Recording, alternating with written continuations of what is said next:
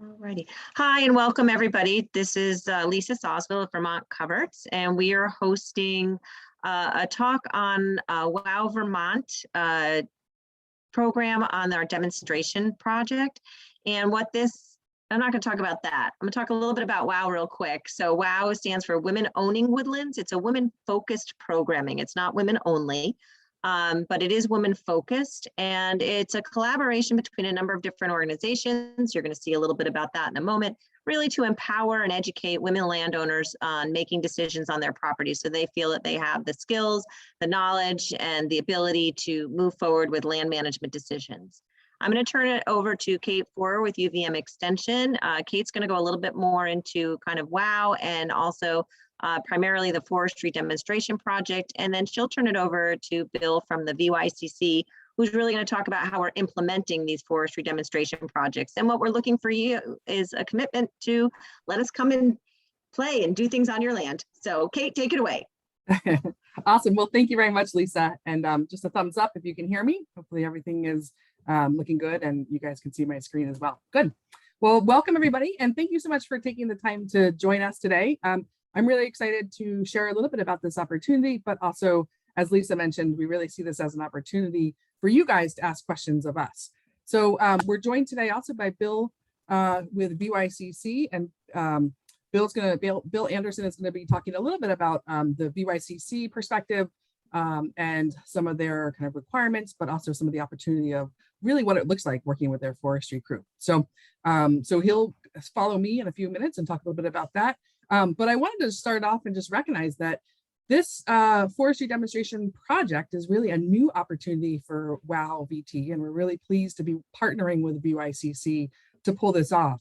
The partnership really is coming out of a grant that's actually funded from the USDA Forest Service. So I just want to acknowledge that it's really as a result of this grant from the USDA Forest Service, state and private, that we're able to offer this opportunity. I should step back for a second and just tell you who I am. I jumped right into the start of the conversation, but my name is Kate Forer, and I work for UVM Extension, mostly working in urban and community forestry, and I've been a part of the WOW steering committee for a couple of years now. So as Lisa mentioned, WOW VT is really a collaborative effort. You can see all of our different partners on the screen. I'm not going to get into the details really of Lisa. I think gave a great overview of who we are and what our focus is. But I did want to share that this opportunity really came out of what we heard from you guys. We did a survey back in, I think, Lisa, I think it was 2019. It might have been 2018. But we heard from you guys, you know, some of the challenges that women landowners here in Vermont are facing. And namely, one, you know, is just getting work done in your woods.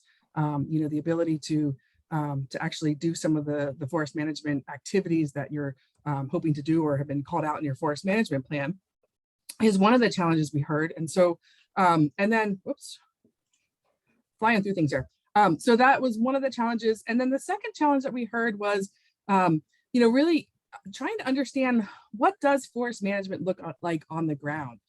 So for example, you know, if your forest management calls for things like crop tree release, you know, what does that mean? What does it look like? What can I expect, you know, to change in my woods? What can I expect the woods to look like afterwards? Or things like timber stand improvement.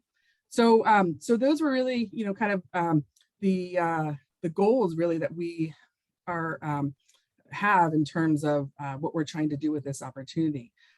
So, as many of you probably already know by reviewing the material, the you know, WOW Forestry Demonstration Project opportunity is really geared at trying to create a network of demonstration projects on women-owned and women-managed woodlands here in Vermont, with the hope of really implementing a wide range of different stewardship and forest management activities.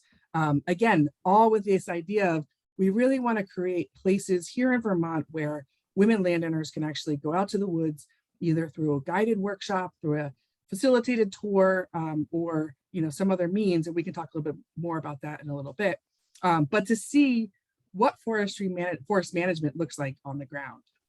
So that's really kind of the goal that WOW is bringing, you know, to this opportunity.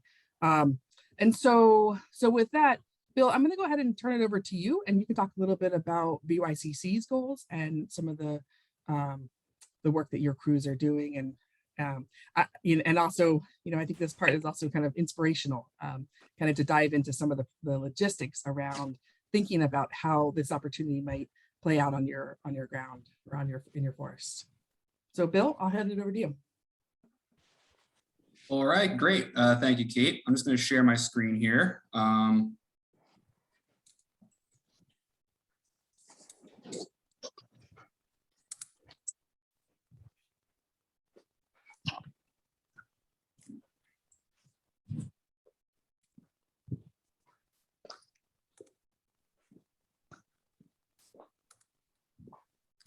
All right, great. Well, thank you everyone for joining us today. My name is Bill Anderson. I'm the Forest Projects Manager for the VYCC. A little bit about what I do is I identify and develop projects for our forest crews.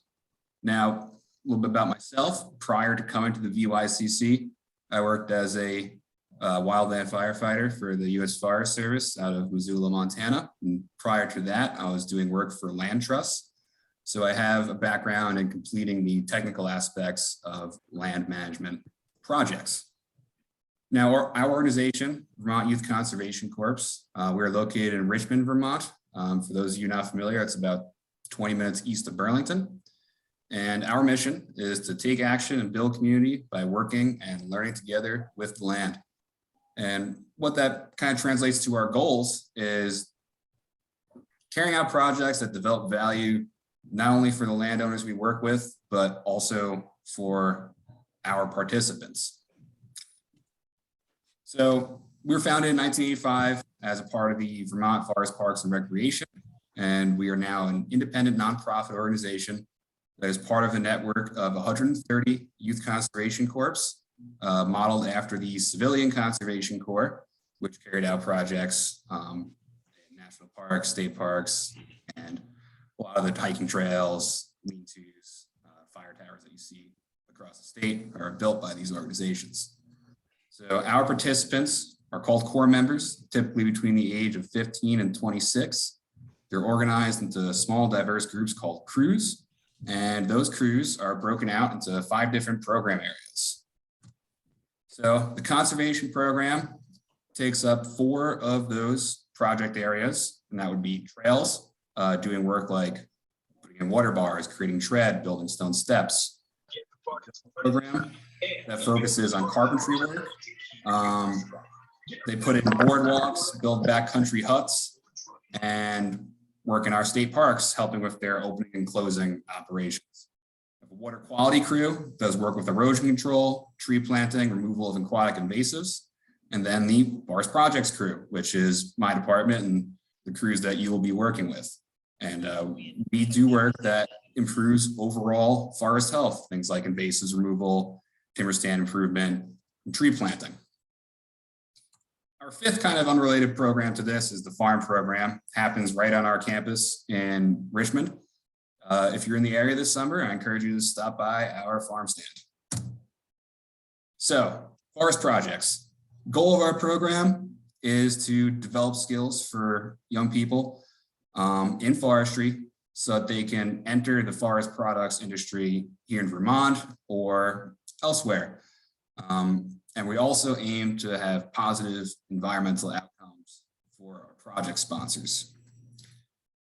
So this is our 3rd year running this program, fairly new program for the VYCC. We ran a pilot crew in 2020, and this year we are carrying out significant expansions in our capabilities, our season length, and we're aiming to secure more diverse project types and expand that season. So I'm going to get a little bit into now the specifics of the crews, crew models, their training, and project criteria for them. So we're running 2 crews this year. We have an AmeriCorps crew that's going to consist of 2 crew leaders and 6 crew members. Crew leaders come in with some experience operating a chainsaw, carrying out forestry projects, and they're typically coming to us from either working as, working with an arborist, coming from other conservation corps where they work as leaders. Our crew members are typically folks that just have an interest in forestry, an interest in developing these skills. So this crew, while carrying out the projects, has a focus on education, and they have 2 hours of education built into their programming for the week. And that could be the landowner coming out and talking about the project, having a forester discuss that project, or it could be the crew leader going out with a tree identification book and just teaching the crew about the land. So this crew is slated to run from June 20th to September 30th. However, this year, it will most likely just be a fall crew running from September 5th to October 28th. So not certain about that right now. But our other crew is our pro crew. This is a more experienced crew. They have 1 crew leader, 3 crew members. Crew leaders come to us from fields such as being an arborist, commercial logging, working as a forestry technician, either as a firefighter or a timber cruiser. They have significant experience in forestry, significant experience operating a chainsaw, and their presence allows us to run more technical projects because they will be there to assist with chainsaw maintenance, organization, and felling more complex trees that maybe the members won't be able to. Because the crew members will come in with some experience in forestry, some experience operating a chainsaw, and this program will run from June 13th to October 28th. So it's a bit longer of a season than that AmeriCorps crew. And this crew is really focused on efficient production and getting work done. Training. Every crew member and leader, regardless of their prior experience, goes through Game of Logging levels 1 and 2 when they come to us in May. If you're not familiar with Game of Logging, this is a nationally recognized certification teaching felling, bucking, and chainsaw maintenance and safety. Furthermore, we evaluate every member and leader. Our VYCC staff does this prior to sending them out into the field to make sure they are able to absorb these skills, put them into practice, and operate safely. They're also given the opportunity to obtain their National Slayer Certification Card through the U.S. Forest Service. They're taught wilderness first aid, leadership and team building, backcountry skills, tree and plant identification, and any other project-specific technical skills they may need. And this may be done on the first day of the project. I will come out with them to the site, and I'll make sure that they are going to be able to complete the project to the best of their ability and using best practices. So some potential projects. I'm not going to read through this whole sheet, but essentially we are open to completing a wide array of forestry projects. We have a particular interest in developing a diverse project set, teaching as many skills as we can, and working with as many landowners as possible. Really, our limit to what we can do is those higher level qualifications and licenses, which I'll get into in the next section here. So, project selection criteria. We would prefer projects aligned with our mission, program goals, and crew model. So that means projects that are going to have a positive environmental impact, develop skills, are able to be accomplished by a small crew, and fit into our season length. So they also must be within the scope of work. And that's what I was getting at before. Really, our limits are those highly specialized skills, qualifications, and licenses. Things like tree climbing, herbicide application, operation of heavy equipment, and forestry assessments will be outside of our scope of work. However, we can work with folks with these more advanced licenses. In the past, we have worked under a licensed applicator or under a homeowner who was using chemicals appropriate for homeowner use. So, open to projects of varying scales. If you have a very large project that you would like to complete, some factors to consider are season length and our crew sizes. We would really like to complete those larger projects, but just understand it may have to be pushed off to the next season after you made your initial inquiry, or it might have to be spread out across several seasons. So in 2022, like I said before, we're running from June to the end of October. So for this season, all projects will have to fit into that time frame, but we do have some flexibility to extend on the back end of that. Now, in the coming years, I'm hoping to expand our work season into the spring and further into the fall, but that will be dependent on demand. So if you have interest in completing a project that needs to happen in the spring, things such as tree planting or garlic mustard removal, please let me know, and I will try my best to get us folks in April to complete those projects. So crews need to have safe access to project sites. So any issues you may have with easements with your neighbors or other folks, we need to know that beforehand, and just to ensure safety for our crews. Crews camp during the work week, ideally at the project site. However, that's not required. I can locate camping for them at a campground within 45 minutes. But ideally, it'll be nice to have them there.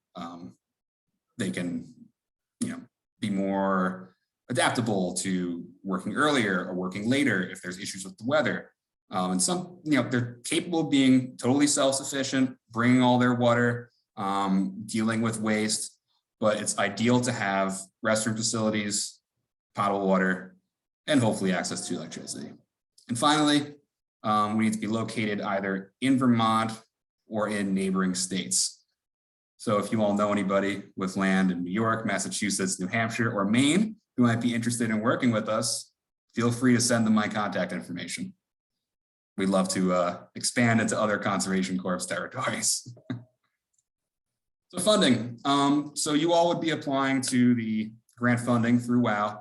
However, if you're interested in working with us outside of this program, our rates are $5,000 to $7,000. Something I forgot to mention earlier is our crews put in 37.5 hours each week of what we call tools in the ground. So that's those 37.5 hours where they are actively engaged in work, and things like routine maintenance of tools, lunch, transportation to the site will be outside of those 37.5 hours. Now, when it comes to things like poor weather, our crews are able to flex their time to get in those work hours and accomplish that project. So that's also why it's nice to have them at the site. It makes it easier for them to say, okay, it's a lightning storm right now. That's going to stop at 6. We'll get out and do another 2 hours after that dissipates. So, thank you all for joining us today. I'm excited to work with you. I'm going to be sending out a brief survey later. It's pretty much just about your experience managing your forest. It'll take about 5 minutes to fill out, and it'll kind of help us develop better ways to reach out to more private landowners and help you manage your forests. So I think I'll turn it back over now to Kate. Awesome. Thanks, Bill, for that overview. And so I just wanted to, and I see we have a question in the chat box. We'll jump into the chat box and address that question in just a second. But I just wanted to, I appreciate that overview, Bill. And I think it's just important to, acknowledge that. So this grant funding really is, sort of an opportunity for VYCC to partner with WOW to do these demonstration projects. And so, while VYCC's forestry crews do a whole lot of different projects in different areas, and even outside of Vermont, just acknowledge that this opportunity really is focused on Vermont landowners. And also, I just want to acknowledge for folks that our grant funding really is going to limit us to, we're saying 10 projects with the VYCC crews. How do you define a project? We're still trying to figure that out a little bit. So there's definitely some flexibility there, but I just wanted to give you a sense of, you folks on the call today, a sense of the scale of how many landowners and how many projects we have funding to actually implement here in Vermont.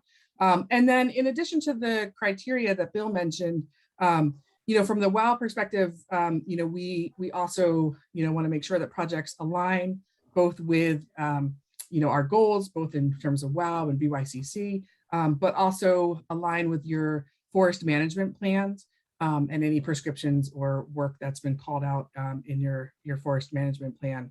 In addition to that, from the WOW perspective, we add the publicly accessible criteria for any project. Again, it's really important from our perspective that that these projects are opportunities really to showcase and highlight different forestry manager practices on the ground. And so our hope is that we would work with you as the landowner to make these projects accessible.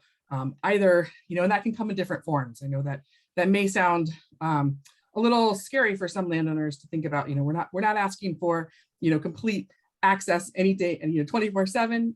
We want to work with you to define a little bit about what that means. So that could be publicly accessible for an education workshop. That could be with by permission or with sort of as part of a workshop or some type of guided tour, as I had mentioned earlier. And then the last thing is the landowner commitment. It's obviously doing any work and working with the VYCC crews is going to require commitment on the part of the landowner to help not only prepare, and do the preparation work for getting these projects off and running, but also some of the things that Bill mentioned, if your project entails things that require a licensed forester, there may be some additional costs and prep work that would be required of you. So, our hope is that we really want to work with landowners who are committed not only to the project, but also, again, to being part of this network of demonstration projects. So just wanting to add those additional tidbits on from the WOW perspective. So it looks like we do have some questions in the chat box. Bill, should we go head over there and see what's come in? And again, really encourage folks, if you have questions, go ahead and put them in the chat box. The first question is taking into account time of year restrictions for NLEB, bird nesting season, and cut stem chemical treatments if the landowner wants to do a project. Bill, So cutting in there, NLEB, for those who don't know, is a northern long-eared bat. And so there are restrictions on when forest actions can happen around that habitat. So just so everybody knows. Thanks, Lisa. I wasn't actually 100% sure what that was. So thanks for clarifying. Bill, do you want to talk a little bit about how you, sort of in the planning process, how you address time of year constraints and kind of other logistical constraints that a site might pose? Yeah, so if you do have time of year constraints, we will do our best to schedule your project around that time of year. So we've encountered this with folks who are receiving certain types of funding where it's restricted, I believe, from July 1st to August 15th, somewhere in that range. So we absolutely take that into consideration.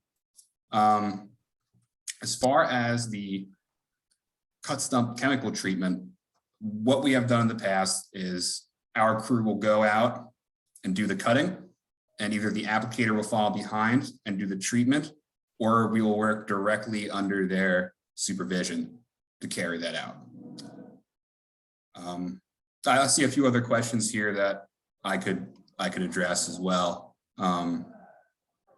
So Julie, forest path bridge creation, we could do the initial clearing for the forest path, but the bridge creation would fall into our build projects area or potentially trails. But I guess it would depend on the type of what you're looking for. We could probably do a lot of work for that in the preparation of it.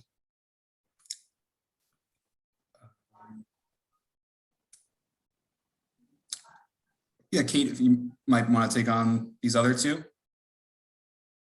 So Janet wants to know, publicly accessible, her site is a hip camp tent site. Does that qualify? It's a single big apple tree too. Not sure it's big enough for this program. So Janet, I don't know, maybe you can type a little clarification into the chat box. If it's just one apple tree to prune, I would say it's probably not big enough for this. If there's other management on the property, and I'm not sure what a hip camp tent site is. So a little clarification would be helpful, unless Kate, you have any idea. No, okay, so a little clarification. While we're waiting for that, Melita says, is a forest management plan essential to qualifying? She's working on one, but it's not complete.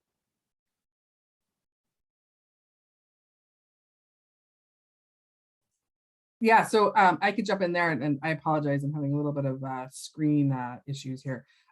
So in terms of a forest management plan, if you have one that's not complete, it sounds like you are working with a consulting forester. Ideally we would have a approved forest management plan in place. But if you are, working with a consulting forester, I would say you're certainly welcome to apply. Again, and I was going to wrap up with kind of our review criteria, or sort of how we're thinking about kind of prioritizing projects.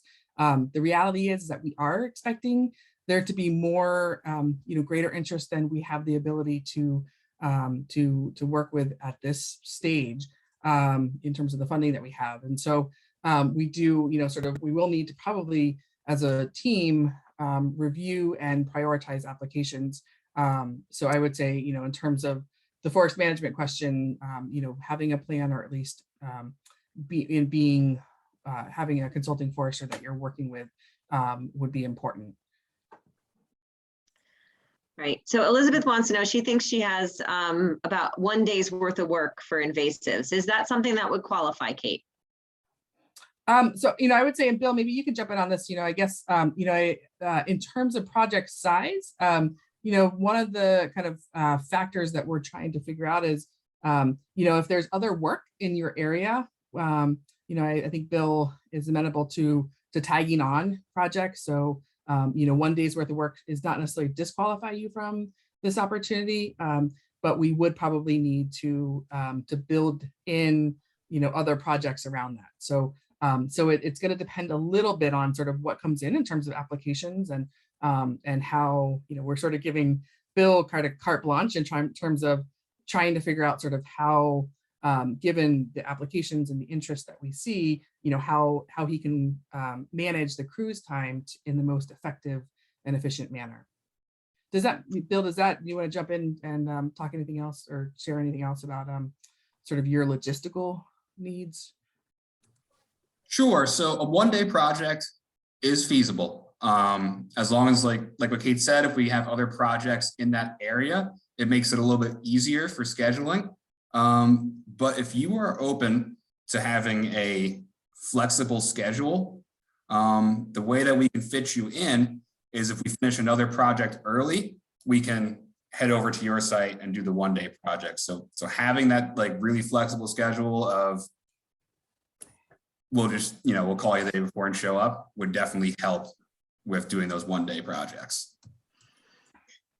Yeah, and Janet, I would say, the release of your tree might fall into something like that. If they had something nearby, they might be able to jump over and do that tree and release that apple tree. But on its own would not be something that would rank high. Again, this is an application process, and then we would have to rank location. There'll be factors, and Kate will talk a little bit about that a little bit later, but we are encouraging all to apply.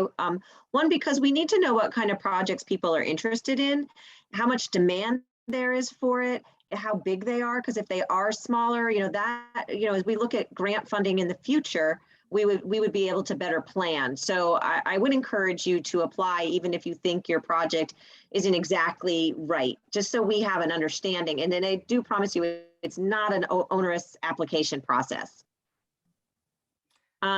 So Kate, Julie wants us to talk a little bit more about what kind of financial commitment there would be to bring the crew to their land.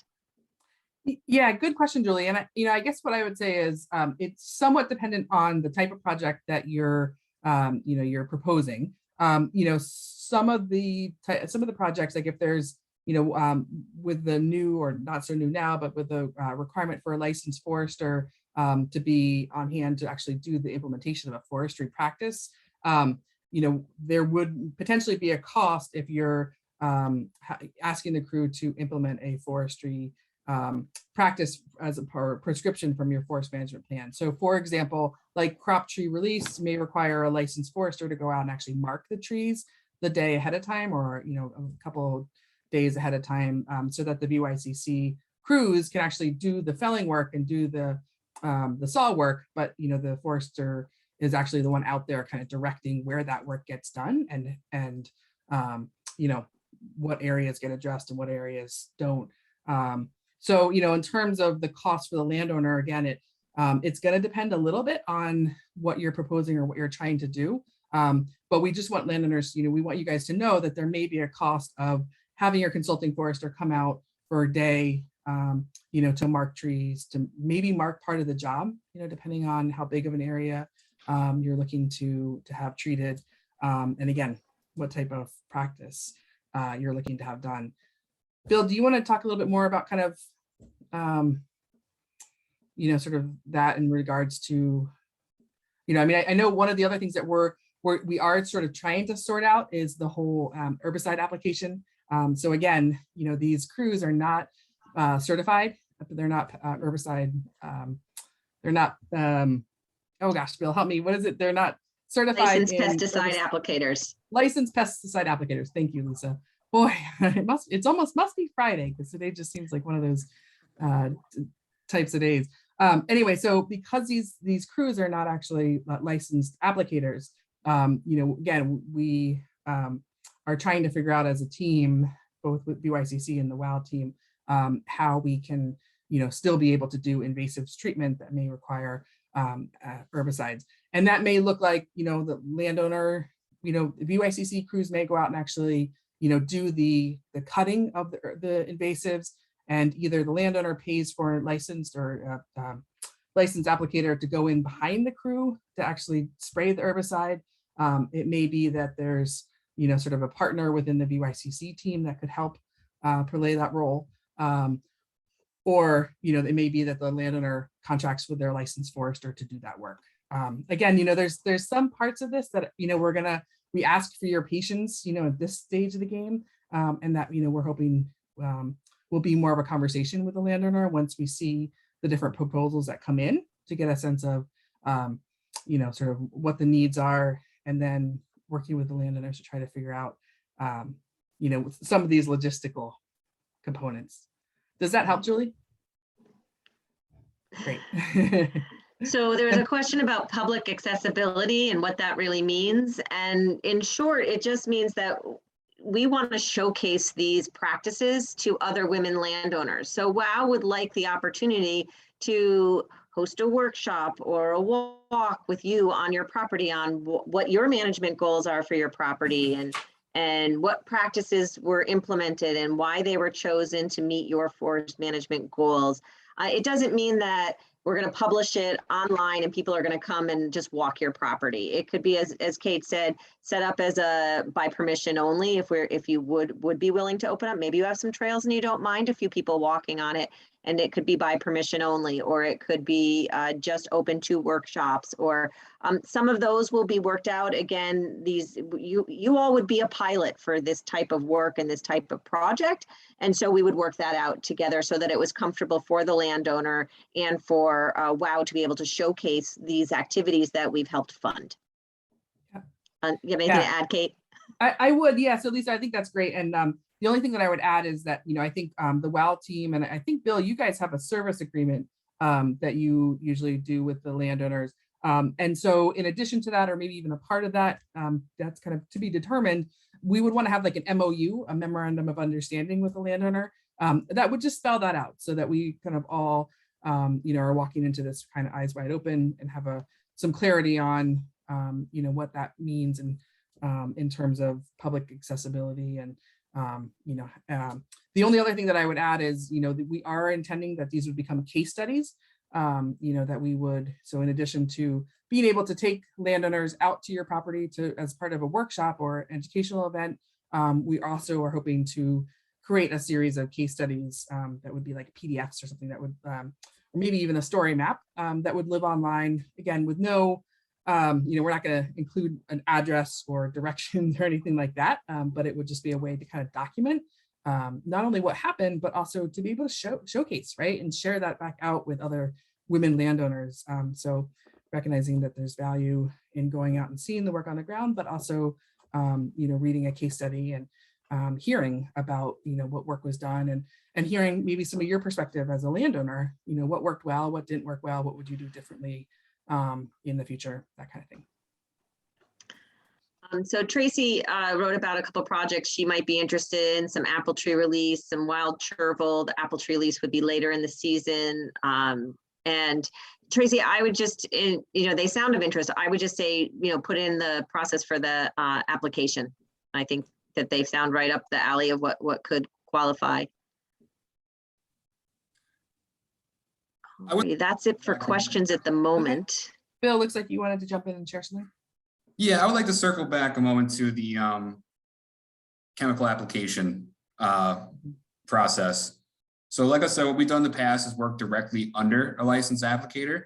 We are also working towards getting a licensed applicator on staff, either through myself getting that license or hiring somebody else who can take care of that. But we have kind of found a niche with our work, which is working with landowners where, yes, chemical application may be the more efficient process, but we are willing to do this work that is very labor intensive to have a mechanical solution for folks who do not want to use chemicals on their property. So that is how we address those large scale invasives infestations, is by we're doing work that other forestry crews are not willing to do because there is either little commercial timber value to it or because it's kind of messy work. Yeah, so that's kind of where we fit in there with dealing with medium to larger scale invasive infestations. Awesome. Thank you, Bill. I'm glad that you mentioned that, because mechanical is obviously an important technique as well. So do you want to share a little bit about the application process, Kate? I do, yeah. So I think so hopefully my my screen has moved along to the application slide. So I just wanted to go through the application process. So as we mentioned, as part of kind of sharing the overall information, we are asking for landowners to apply for this opportunity. The intention is not to make it an onerous process, or make you feel like you have to go through lots of hoops, but it's really more about helping us plan how this will come to fruition. So there is an online application, and if you go to the website on the screen, and I can throw this in the chat box. Whoops. Actually, I might do that in a second. There is a landing page with lots of information, includes a link to the online application. It's just a Google form. The application itself consists of basically 3 parts. There's a section for information about you as the applicant and your land. There's a section on project information for you to sort of share kind of overall what you're looking to have done to propose, looking for an opportunity for you to propose what you're looking to have done on your property. And then we do ask, if you have it, that you include supporting materials. Again, it's not essential if you don't have these things, it's not, or if it's not appropriate for your project, obviously you don't have to include it. But if you have a forest management plan, if you have any maps, even just a hand-drawn map of your property or the project site would be helpful. And then any photos or, pictures of the project site. And those can just be, pictures that you've gone out and taken, for the proposal would be helpful. So that's basically, kind of what the application process consists of. The applications are due on April 25th. And that's, it's a tight turnaround, and we definitely recognize that. And but we're trying to get these crews, and I know Bill is under the gun to try to get his crews organized for summer work.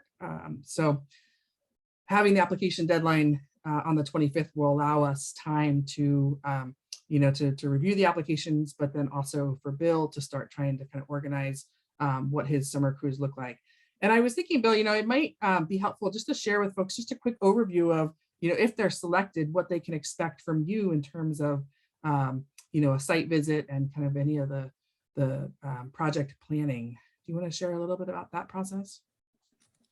Yeah, so I would be reaching out after we make the selections pretty much immediately.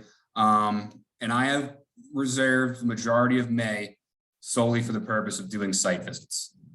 So that site visit would be you and I walking the land. I will be taking some photos, doing some mapping, and we discuss logistics and the details of the work. Follow-up from that would be me sending you out a scope of work document.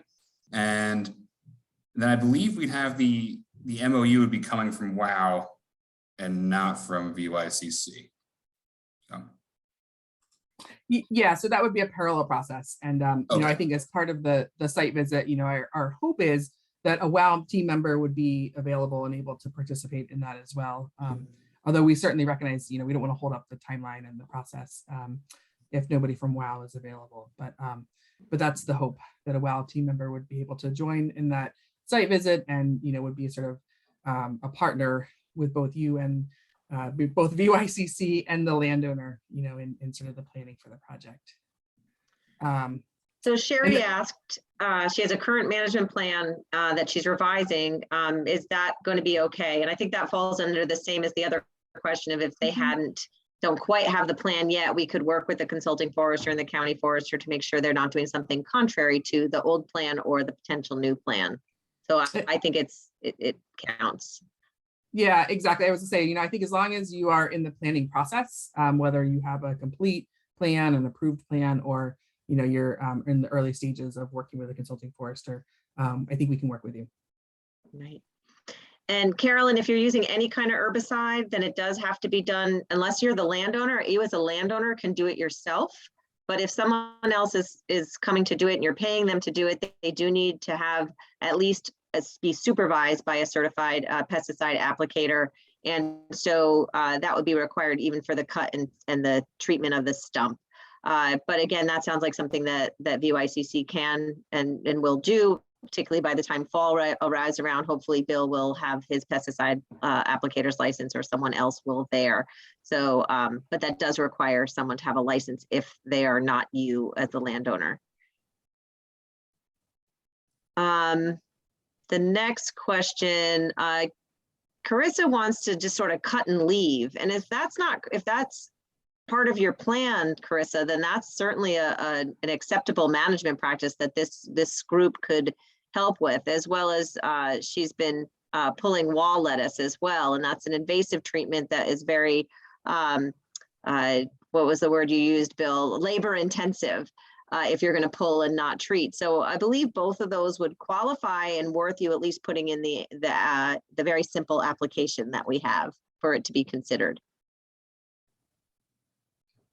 Yeah, I would definitely encourage her to apply. And you know, I think, I mean, that type of project, you know, so in some respects, you know, that's right up BYC's alley, right? You know, sort of, I mean, you know, this is really intended, you know, we're not out doing forests, you know, doing timber harvests, right? You know, we're a lot of this work is the work that is done, you know, to improve the quality of your, you know, the health of your forest, or improve the quality of your forest, you know, of your timber. So, so, you know, that type of project, you know, I think, and we all know, I mean, I could get on my soapbox about coarse woody debris and the importance of leaving material out in the woods.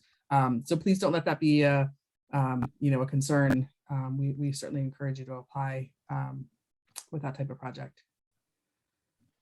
I did, I know, you know, there's probably a few more questions, Lisa, and feel free to read them off. I'm having a hard time toggling between both screens.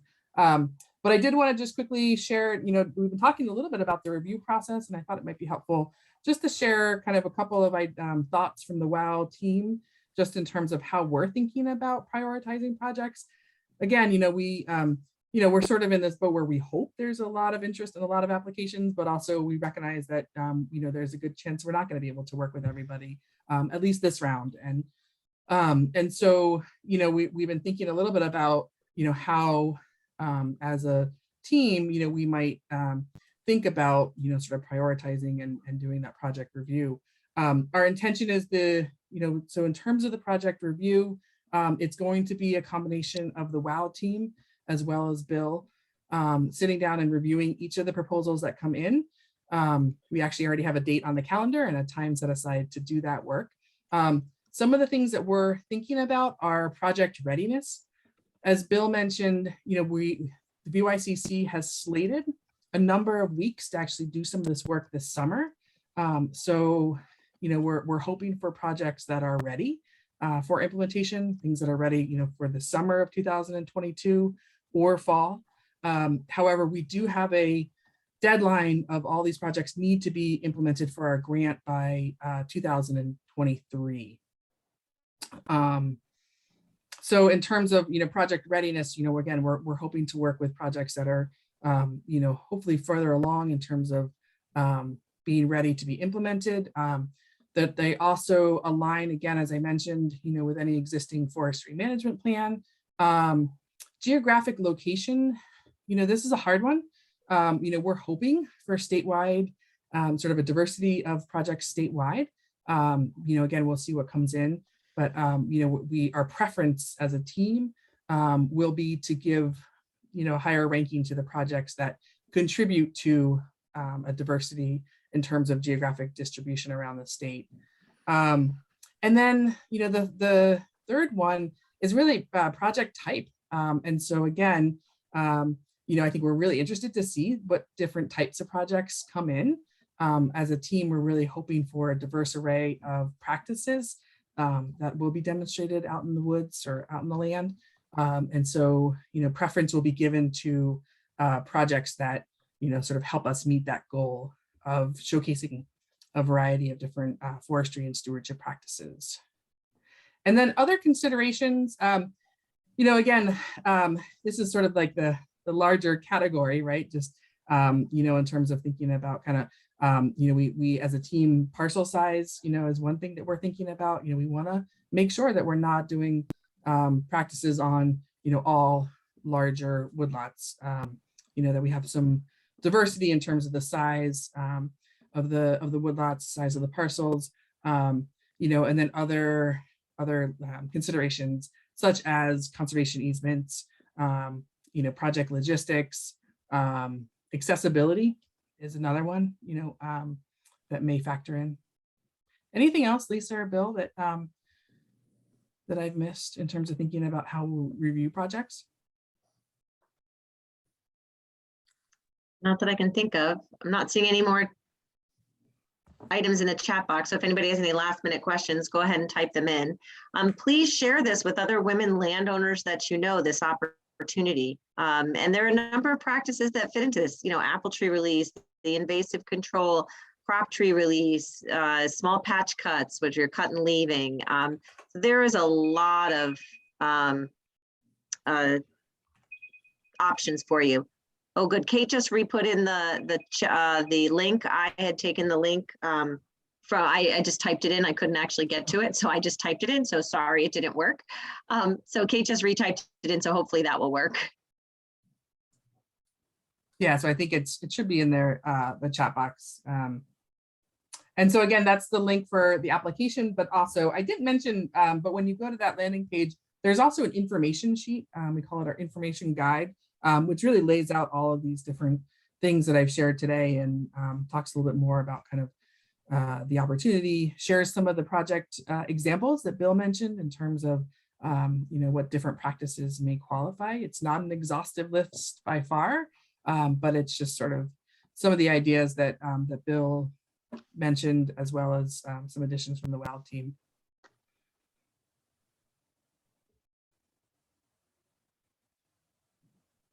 So great. Well, we look forward to seeing what comes in. And again, I think this, in my mind, this opportunity really came out of hearing needs from women landowners around the state. So again, we encourage you to apply, as Lisa said. If we're not able to work with you this round, VYCC, I know, is always looking for landowners to work with, and so there may be opportunities to work with them outside of this project.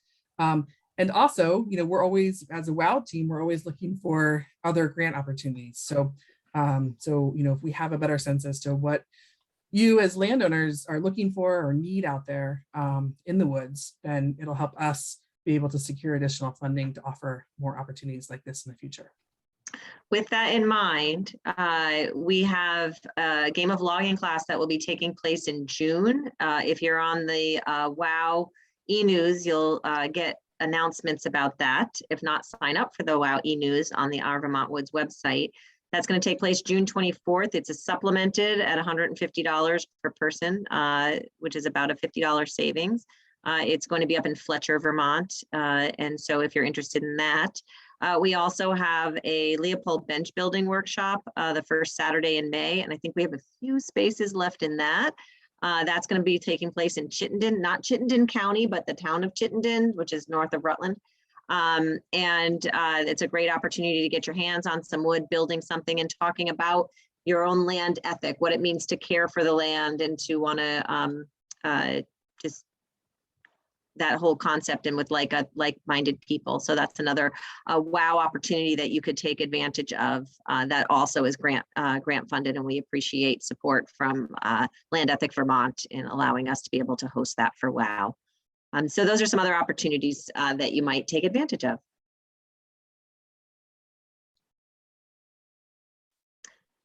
So And Kate so, put the Lisa, application in the chat box too. So yeah, I so I just was able to see finally at the end of the webinar, I'm able to see the chat box. And I see that there was somebody who was asking for a direct link to the application. So the link that I shared earlier is more of our informational page off of the Our Vermont Woods website. That's the more of an overview about the opportunity, and then includes links to both that informational guide I mentioned as well as the application. But then the second link that I added is a direct link to the application. And when you get there, you'll see that both Bill and my contact information is front and center. Please don't hesitate to reach out. I'm happy to answer any questions at all. Bill is probably the best go-to when it comes to project logistics and specifics about as you're kind of thinking through ideas of what you might propose. But I'm also happy to field those as well, and kind of happy to bring Bill into those conversations. When it comes to the logistics for the VYCC cruise. So yeah, so please feel free to reach out to both of us, either of us, with your ideas, thoughts, questions, and we look forward to hearing from you. Great, thank you all. Thanks, Bill.